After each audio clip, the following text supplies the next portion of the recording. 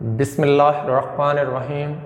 पाक गैरिज़न education system के अज़ीज़ तलबा व तालिबात, अस्सलामु अलैकुम स्टूडेंट। आज हम 9th क्लास की फ़िज़िक्स का चैप्टर नंबर 2 और उसका topic number 2.4 term associated with motion, motion के साथ जो टर्में मुंसलिक हैं उनको स्टडी करेंगे। जब भी हम याद रखें मोशन को स्टडी करते हैं, we come across different quantity such as distance, displacement, speed and velocity. यानी कि जब भी हम मोशन को डिस्क्राइब करेंगे तो हमारा वास्ता जो है वो इससे रिलेटेड टर्में जैसा कि डिस्टेंस, डिस्प्लेसमेंट और स्पीड वगैरह से पड़ेगा। तो आइए हम डिस्टेंस, डिस्प्लेसमेंट वगैरह को स्टडी करने से पहले हम पोजीशन को डिस्क्राइब करते हैं। पोजीशन क्या है? पोजीशन, टर्म पोजीशन जो है describe the location of a place or a point with respect to some reference point called origin. Term position जो होती है ये डिस्क्राइब करती है, किसको डिस्क्राइब करती है? लोकेशन ऑफ प्लेस को, लोकेशन ऑफ ऑब्जेक्ट को, लेकिन किसके लिहाज से? With respect to some reference point, किसी भी रेफरेंस पॉइंट के लिहाज से टर्म पोजीशन जो है वो किसी प्लेस की लोकेशन को डिस्क्राइब कर रही होती है। अब फॉर एग्जांपल हमारे पास direction of your school from your home, आपके घर से आपके स्कूल की डायरेक्शन जो है उसको रिप्रेजेंट किया जा रहा है बाय अ लाइन HS, एक लाइन HS के जरिए। अब देखें, गौर करें, मैंने आपके सामने एक डायग्राम ड्रॉ कर दी है। उसमें आपका होम जो है वो रेफरेंस पॉइंट को बयान कर रहा है। रेफरेंस पॉइंट वो पॉइंट जहां से कोई भी बॉडी जो है वो अपनी मोशन को स्टार्ट करती है। रेफरेंस पॉइंट को ओरिजिन भी कहा जाता है। और प्लेस कौन सी है? स्कूल है, जिसकी जो है डायरेक्शन, जिसकी लोकेशन को डिस्क्राइब किया जा रहा है किसके लिहाज से? रेफरेंस पॉइंट के लिहाज से, ओरिजिन के लिहाज से। तो आपका घर भी क्या हुआ? रेफरेंस पॉइंट हुआ। और आपका स्कूल क्या हुआ? वो प्लेस या पॉइंट हुआ जिसकी लोकेशन को आप डिस्क्राइब कर रहे थे किसके लिहाज से? रेफरेंस पॉइंट के लिहाज से। तो इससे आपको ये पता चल जाएगा कि कौन सी डायरेक्शन में आपका स्कूल और कितने फासले पर आपका स्कूल जो है वो घर से दूर है। जहां से आपने मोशन स्टार्ट की वो पॉइंट जो होता है वो रेफरेंस पॉइंट है। यानी कि आप अपने घर से चले तो आपने रेफरेंस पॉइंट से चलना शुरू किया, लेकिन किस लोकेशन पे? आपके स्कूल की लोकेशन की तरफ। तो आपका घर जो है और उससे के लिहाज से आपके स्कूल की डायरेक्शन को जो है ये लाइन जाहिर कर रही है, जिसको HS कहते हैं। तो फिर टर्म पोजीशन क्या हुई? टर्म पोजीशन जो होती है ये डिस्क्राइब करती है लोकेशन ऑफ ए प्लेस और point with respect to some reference point. यानी कि प्लेस, किसी जगह की लोकेशन को डिस्क्राइब करना किसी रेफरेंस पॉइंट के लिहाज से, वो क्या कहलाता है? पोजीशन कहलाता है।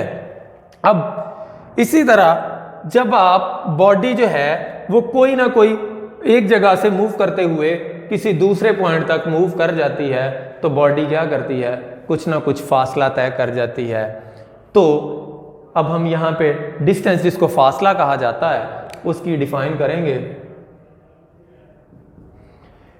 डिस्टेंस क्या होता है? डिस्टेंस जो होता है length of the path, path की लेंथ होती है बिटवीन 2 पॉइंट, 2 पॉइंट के दरमियान, is called distance. Length of the path, रास्ते की लंबाई between 2 point is called distance. अब आपके सामने ये पाथ है, तो इस पाथ के साथ साथ जितनी इस पाथ की लेंथ होगी उसको क्या कहेंगे? और इन 2 पॉइंट्स के दरमियान उसको क्या कह देंगे? डिस्टेंस कहेंगे।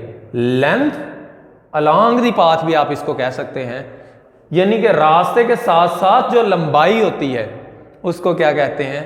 डिस्टेंस कहा जाता है। याद रखें डिस्टेंस आपने प्रीवियस स्केलर में पढ़ा हुआ है, स्केलर क्वांटिटी में एग्जांपल पढ़ी थी कि डिस्टेंस जो है वो एक स्केलर क्वांटिटी है because it has only magnitude. इसकी सिर्फ और सिर्फ हम इसको डिस्क्राइब करते हैं मैग्नीट्यूड के लिहाज से, क्योंकि ये सिर्फ और सिर्फ लेंथ का जिक्र हुआ है, ना कि इसमें डायरेक्शन का जिक्र हुआ है। It is scalar quantity, it is represent, इसको रिप्रेजेंट किया जाता है एस के साथ और इसका यूनिट जो होता है वो मीटर्स, क्योंकि डिस्टेंस हो, हाइट हो, विड्थ हो, उसको हम जो है वो लेंथ के यूनिट के साथ मेजर करते हैं। लेंथ का यूनिट मीटर होता है तो डिस्टेंस का यूनिट भी मीटर हुआ। अब बात आ गई डिस्प्लेसमेंट की। डिस्प्लेसमेंट जो होता है याद रखे बेटा ये एक वेक्टर क्वांटिटी है। तो डिस्प्लेसमेंट क्या होता है? Shorter distance between 2 point, 2 point के दरमियान मुख्तसर फासला जो है वो क्या कहलाता है? डिस्प्लेसमेंट कहलाता है। और याद रखो डिस्प्लेसमेंट एक वेक्टर क्वांटिटी है because it has magnitude and direction. इसकी मैग्नीट्यूड भी होती है और डायरेक्शन भी होती है। तो शॉर्टर डिस्टेंस आप याद रखें, आपने अभी प्रीवियस टॉपिक में देखा है, प्रीवियस डेफिनेशन में, कि हमने लेंथ अलोंग द पाथ, रास्ते के साथ साथ लंबाई जो थी उसको कहा था डिस्टेंस। अब यहां पे वो भी 2 पॉइंट के दरमियान थी रास्ते की लंबाई, लेकिन ये भी क्या है? 2 पॉइंट है, लेकिन 2 पॉइंट के दरमियान लेंथ ऑफ द पाथ नहीं है, बल्कि ये 2 पॉइंट्स के दरमियान शॉर्टर डिस्टेंस है, जिसको हम क्या कह सकते हैं? डिस्प्लेसमेंट कहते हैं। इसको रिप्रेजेंट हमेशा डी से किया जाता है, उसके ऊपर बार लगाते हैं, क्योंकि वेक्टर क्वांटिटी को रिप्रेजेंट किया जाता है हमेशा बार से, या लेटर के ऊपर बार लगा देते हैं या बोल्ड लेटर लगा देते हैं। जिस तरह डिस्टेंस का यूनिट मीटर है, डिस्प्लेसमेंट का यूनिट भी मीटर होता है, क्योंकि इसे को भी लंबाई इनके यूनिट से ही मेजर किया जाता है। अब आगे बात स्पीड की। स्पीड जो है ये डिस्टेंस से रिलेटेड टर्म है, इसी तरह वेलोसिटी जो है वो डिस्प्लेसमेंट से रिलेटेड टर्म है। तो स्पीड क्या होती है? Distance covered by an object, कोई भी ऑब्जेक्ट जो डिस्टेंस कवर करता है इन यूनिट टाइम, इकाई वक्त के अंदर, is called speed. Distance covered by an object, किसी भी ऑब्जेक्ट का कवर करता डिस्टेंस इन यूनिट टाइम के अंदर इज कॉल्ड स्पीड, स्पीड कहलाती है। ये आपके सामने फार्मूला है, फार्मूले से भी हमें पता चल रहा है कि v स्पीड है, v का स्पीड का सिंबल क्या होता है? v होता है। s क्या है? डिस्टेंस है covered in unit time. t क्या है? हमारे पास यूनिट टाइम है। तो डिस्टेंस कवर्ड इन यूनिट। तो स्पीड का सिंबल मैंने अभी बताया क्योंकि v से इसको जाहिर करते हैं, रिप्रेजेंट करते हैं। तो s किसको जाहिर कर रहा है? डिस्टेंस को जाहिर कर रहा है। t किसको जाहिर कर रहा है? यूनिट टाइम को। तो distance covered in unit time is called speed. इसको, ये जो यूनिट टाइम होता है इसको हम रेट भी कह सकते हैं, rate of distance covered by body. आप इसको यूनिट टाइम की जगह क्या लगा सकते हैं? रेट भी लगा सकते हैं कि रेट ऑफ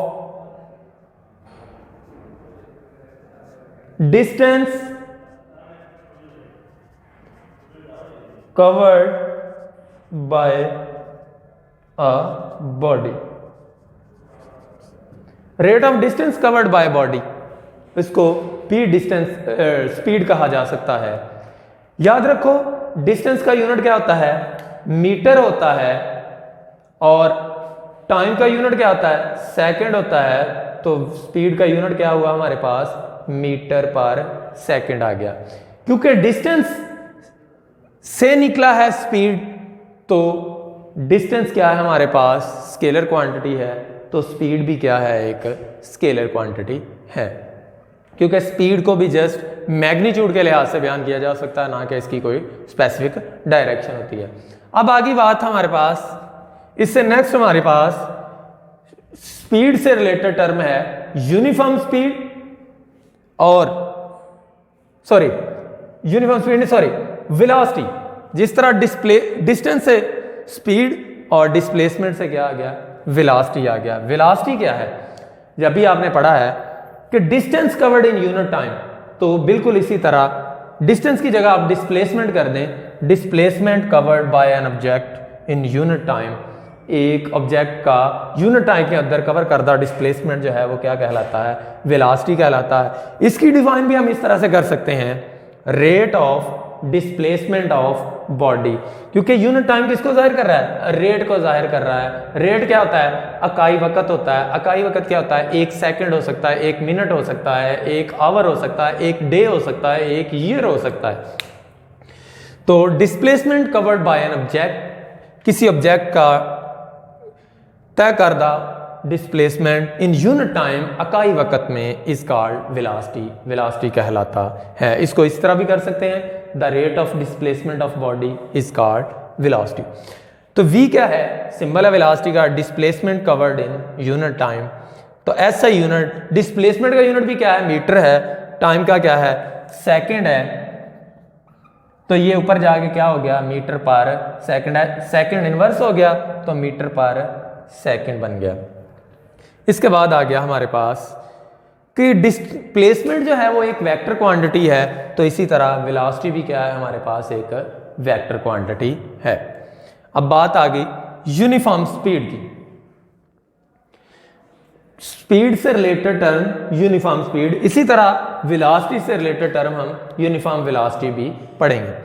यूनिफॉर्म स्पीड क्या है, अ बॉडी है यूनिफॉर्म स्पीड, एक बॉडी के पास बॉडी यूनिफॉर्म स्पीड रखती है if it covers equal distance, अगर वो एक जैसा फासला तय करती है in equal interval of time, वक्त के एक जैसे वक्फों में, हाउएवर शॉर्टर में भी इंटरवल, बेशक वो जो वक्फे हैं वो बेशक मुख्तसर ही क्यों ना हो।